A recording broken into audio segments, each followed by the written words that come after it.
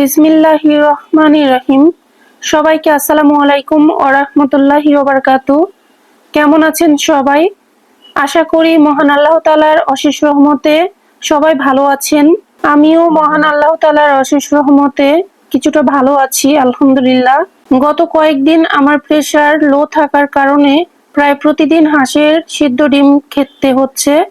তবে ভাবলাম শুধু সিদ্ধ করে খেলে একঘেয়ে লাগে, তাই আজকে একটু ভিন্নভাবে সিদ্ধ আলু দিয়ে দেশি হাঁসের ডিম রান্না করলাম। এভাবে করলে শুধু আমার জন্যই না, বরং বাসার সবাই মিলে খেতে পারবে, আর স্বাদটাও হয় একেবারে দারুণ। আসলে মাঝে মধ্যে আমরা এভাবে রান্না করে খাই, আর খেতে কিন্তু ভীষণ মজা লাগে। এই রেসিপিটা হালকা, ঝামেলাহীন এবং একেবারে দেশি ঘরোয়া স্বাদের। তাই আজকে আপনাদের সাথে শেয়ার করলাম। আপনারা চাইলে সহজে বাড়িতে এভাবে সিদ্ধ আলু দিয়ে দেশি ডিম রান্না করে খেতে পারেন। তো প্রিয় ভিউয়ার্স, রেসিপিটি দেখার জন্য ছোট্ট একটি লাইক দিয়ে ভিডিওটি কন্টিনিউ করুন।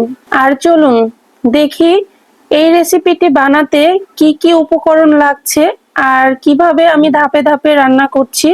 প্রতিটি স্টেপ বাই স্টেপ আমি আপনাদেরকে দেখাবো। তো ভিডিওটির সাথেই থাকুন। ভিডিওর একদম শুরুতেই আপনারা দেখতে পেয়েছেন আমি প্রেসার কুকারে ডিম আলু সিদ্ধ করে নিয়েছি। এরপর অফ ক্যামেরায় সব উপকরণ সুন্দরভাবে রেডি করে নিয়েছি। সিদ্ধ আলু দিয়ে হাঁসের ডিমের এই রেসিপিটা করতে একেবারে বেশি আহামরি মশলা লাগে না। খুব অল্প কিছু উপকরণ দিয়েই ঝটপট বানিয়ে ফেলা যায়, আর স্বাদটা কিন্তু হয় একেবারে দেশি ঘরোয়া। তো দেখেন, এখানে আমি স্বাদ মতো লবণ নিয়েছি, হলুদ নিয়েছি, মরিচের গুঁড়া, একটু বাটা মশলা, গোটা জিরা, কাঁচা মরিচ কয়েক ফালি, আর হচ্ছে মেনলি যেটা লাগবে সিদ্ধ আলু, আর হচ্ছে সিদ্ধ ডিম। তো সেই ডিমটা আপনি যে কোনো ডিম নিতে পারেন, হাঁসের হতে পারে, মুরগির হতে পারে, সেটা যে কোনো হতে পারে। পরিমাণ মতো পেঁয়াজ কুচি নিয়েছি, আর সাথে লাগছে তেল।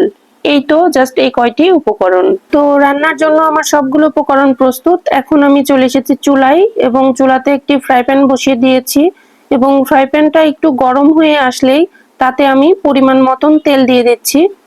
তো পরিমাণ মতন তেল দিয়ে দেওয়ার পর, যেহেতু দেখতেই পাচ্ছেন ফ্রাই প্যানটা গরম হয়ে এসেছে, তো আমি চারিদিকে একটু ছড়িয়ে দিলাম তেলটা। এখানে আমি ডিমগুলো খুব ভালোভাবে একটু হালকা বাদামি কালার করে ভেজে নিব, সেজন্য স্বাদ মতো লবণ দিয়ে দিচ্ছি। তারপরে এতে এক এক করে হলুদের গুঁড়া দিয়ে দিব। দেখতে পাচ্ছেন একটু হলুদের গুঁড়া দিয়ে দিলাম কালারের জন্য, একটু মরিচের গুঁড়া দিয়ে দিলাম স্বাদ বাড়ানোর জন্য। তারপরে এই যে প্রস্তুত করে রাখা যে ডিমগুলো, সবগুলো আমি এক এক করে সেই তেলের মধ্যে দিয়ে দিচ্ছি। খুব ভালোভাবে এই ডিমগুলো ভেজে নিতে হবে। হলুদের গুঁড়া দেওয়ার জন্য খুব সুন্দর একটা কালার আসবে, আর লবণ এবং মরিচের গুঁড়া দেওয়ার জন্য খুব ভালো একটা স্বাদ পাওয়া যাবে। এমনিতেই কিন্তু সেদ্ধ ডিম খেতে আমাদের ভালো লাগে না, কিন্তু এইভাবে যদি একবার রান্না করেন, আশা করি আপনাদের সবার ভালো লাগবে। তো যারা তো এইভাবে রান্না করে খেয়েছেন, তারা তো অলরেডি বুঝতে পারছেন যে এর টেস্ট কতটা। আর যারা এখনো এই প্রসেসে রান্না করেননি বা কখনো খাননি, তারা একবারের জন্য হলেও ট্রাই করবেন। আশা করি আপনাদের অবশ্যই ভালো লাগবে। তো দেখেন, উল্টে পাল্টে আমি ডিমগুলো খুব সুন্দরভাবে ভেজে নিচ্ছি। প্রতিটা ডিমই যেন খুব ভালোভাবে ভেজে নেওয়া হয়, সেদিকে খেয়াল রাখতে হবে। এজন্য বারবার একটু নাড়াচাড়া করে নিতে হবে। তো তারপর আমি আরেক চুলায় আরেকটি পাতিল বসিয়ে দিলাম রান্নাটা করার জন্য। তো দেখেন, এই রান্নায় আমার কি কি লাগছে। প্রথমে আমি পেঁয়াজ কুচি দিয়ে দিলাম, পরিমাণ মতন পেঁয়াজ কুচি দিয়ে তাতে বেশ কিছুটা তেল দিয়ে দিব। তো তেল দিয়ে আমি খুব ভালোভাবে ব্রাউন কালার করে ভেজে নিব, যেরকমটা এর আগে অন্যান্য রেসিপিগুলোতেও আমরা করে থাকি, যে পেঁয়াজটা ফোড়ন দেওয়ার পর খুব সুন্দরভাবে পেঁয়াজটা যদি আমরা ভেজে নিতে পারি, তাহলে সে সবজির টেস্টটা কিন্তু দ্বিগুণ পাওয়া যায়। তো ঠিক তেমনি আমি দেখতে পাচ্ছেন পেঁয়াজগুলোতে পরিমাণ মতন তেল দিয়ে খুব ভালোভাবে ভেজে নিচ্ছি। তো যখন পেঁয়াজগুলো কালারটা একটু ব্রাউন কালার হয়ে আসবে, ঠিক তখন আমি এর মধ্যে কয়েক দানা গোটা জিরা ছড়িয়ে দিচ্ছি।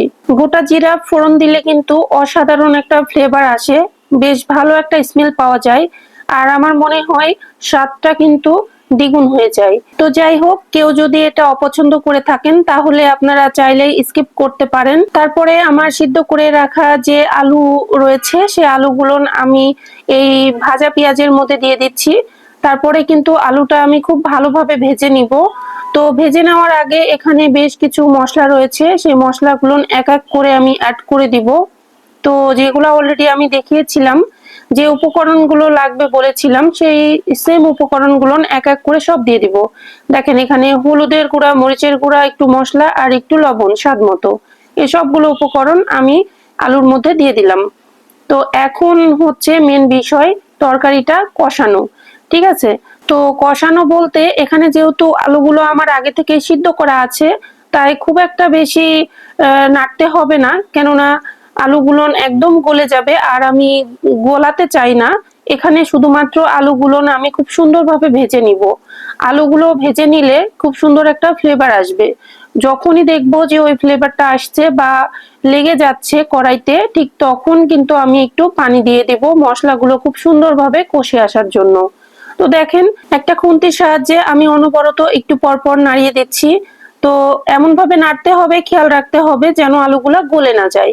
তো দেখেন আমার প্রায় কড়াইতে একটু লেগে যাচ্ছে, এরকম একটা বুঝতে পারছি, ঠিক তখন আমি কিন্তু পরিমাণ মতো এতে পানি দিয়ে দিচ্ছি। শুধুমাত্র পানিটা দিচ্ছি মশলাগুলো কষে আসার জন্য। যেহেতু আমার আলুগুলো আগে থেকে সিদ্ধ করা আছে, তাই খুব একটা বেশি পানি দিব না, অল্প একটু পানি দিয়ে শুধু মশলাগুলো সিদ্ধ আলুর সঙ্গে যেন খুব ভালোভাবে মিশে যায়, সেই জন্য সামান্য একটু পানি দিয়ে দেখেন আমি নাড়িয়ে দিচ্ছি। তারপরে এখানে আগে থেকে কেটে রাখা কাঁচামরিচ টুকরা দিয়ে দিব। তো কয়েক টুকরা কাঁচামরিচ দিয়ে দিচ্ছি শুধুমাত্র একটু ফ্লেভার নিয়ে আসার জন্য। তারপরে আমি ঢাকনা দিয়ে ঢেকে দিব এবং তরকারিটা ফুটে আসা পর্যন্ত অপেক্ষা করব। তারপরে বেশ কিছুক্ষণ পর আমি ঢাকনা তুলে একটু নাড়াচাড়া করে নিব, যেন কোনোভাবেই তরকারি নিচে যেন লেগে না যায়। যেহেতু এটা সিদ্ধ আলু, তাই নিচে লেগে যেতে পারে, কড়াইয়ের নিচে লেগে যেতে পারে, সেদিকেও খেয়াল রাখতে হবে। আপনাকে মাঝে মধ্যে একটু ঢাকনা তুলে নাড়া দিয়ে নিতে হবে। তো দেখেন আমি একটু নিচে নাড়া দিয়ে নিলাম আর গ্রেভি ভাব চলে এসেছে। ঠিক তখনই যে ভাজা ডিমগুলো ছিল, গোটা গোটা যে ডিম ভেজে রেখেছি, সেই ডিমগুলো কিন্তু আমি দিয়ে দিলাম। তার সাথে যে তেলগুলো ছিল ফ্রাই প্যানে লেগে, সেই তেলগুলো কিন্তু আমি দিয়ে দিয়েছি। দিয়ে একটু হালকাভাবে নেড়ে নিলাম, বেশি নাড়া যাবে না, যেহেতু সিদ্ধ আলু, আমি আবারও বলছি সিদ্ধ আলু, সেই জন্য বেশি নাড়া যাবে না। তারপরে বেশ কিছুটা দমে রেখে দিলাম। তারপরে ঢাকনা তুলে দেখতে পাচ্ছেন তরকারিতে কিন্তু তেল ছেড়ে দিয়েছে এবং খুব সুন্দর একটা কালারও এসেছে। তো আরেকটু নাড়া দিয়ে নিলাম, যে দেখলাম নিচে লেগে যায়নি, কড়াইয়ের নিচে লেগে যায়নি। তো তারপরে আমি ভাবলাম যে না, পারফেক্ট আছে একদম, ঝোলের পানি এখন অ্যাড করে দিব। তো দেখেন আমি কিন্তু ঝোলের পানি, যে পরিমাণ ঝোল রাখবো সে পরিমাণ পানি কিন্তু অ্যাড করে দিলাম। তো সেদ্ধ আলু দিয়ে কিন্তু দেশি ডিম এভাবে ঝোল খেতে কিন্তু দুর্দান্ত লাগে। তো আপনারাও বাড়িতে খুব সহজেই এই মজাদার রেসিপিটা বানাতে পারবেন। খুবই কম সময় এবং ঘরে থাকা উপকরণ দিয়ে সিদ্ধ আলু এবং ডিম দিয়ে খুব মজাদার একটি রেসিপি বানানো যায়। এই রেসিপির সবচেয়ে বড় সুবিধা হলো অনেক মশলা বা ঝামেলা ছাড়াই বানানো যায়। ঘরে থাকা দেশি ডিম আর আলু, এই অল্প কিছু উপকরণ হয়ে যায় দারুণ স্বাদের রান্না। অসাধারণ অথচ ভিন্ন স্বাদ। এই ডিম আর আলুর কম্বিনেশনে এমন একটা স্বাদ পাওয়া যায় যেন বারবার খেতে ইচ্ছে করে।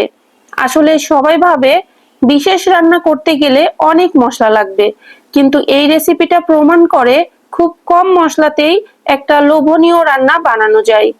যাদের কম সময় বা হুট করে কিছু রান্না করতে হয়, তাদের জন্য এই রেসিপি একেবারে পারফেক্ট। আলুর মোলায়েম স্বাদ আর হাঁসের ডিমের কুসুম দুটো মিলে তৈরি হয় একেবারে অন্যরকম স্বাদের একটা দেশি ডিশ। আমাদের গ্রাম বাংলার রান্নার সৌন্দর্যই হলো সাধারণ উপকরণ দিয়েই অসাধারণ স্বাদ তৈরি করা যায়। এই রেসিপিটাই তার একদম সহজ উদাহরণ। ঝটপট বানানো গেলেও খেতে মনে হবে যেন অনেক যত্ন করে রান্না করা কোনো স্পেশাল ডিশ। ভাতের সাথে খেলে একেবারে অন্যরকম তৃপ্তি দেয়। যতই খাওয়া হোক না কেন, মনে হবে আরেকটু খাই। তো যাই হোক, অলরেডি আমার রান্না কমপ্লিট। আশা করি ভিডিওটি আপনাদের কাছে ভালো লেগেছে। আপনাদের যদি আমার এই রান্নার ভিডিওটি পছন্দ হয় তবে অবশ্যই একটা লাইক করবেন, আর কেমন হয়েছে তার জন্য কমেন্ট অপশনে জানাতে পারেন। আর যারা এখনো সাবস্ক্রাইব করেননি চাইলেই সাবস্ক্রাইব করতে পারেন। কথা হবে আবার কোনো নতুন রেসিপি বা নতুন একটি ব্লগে ইনশাআল্লাহ।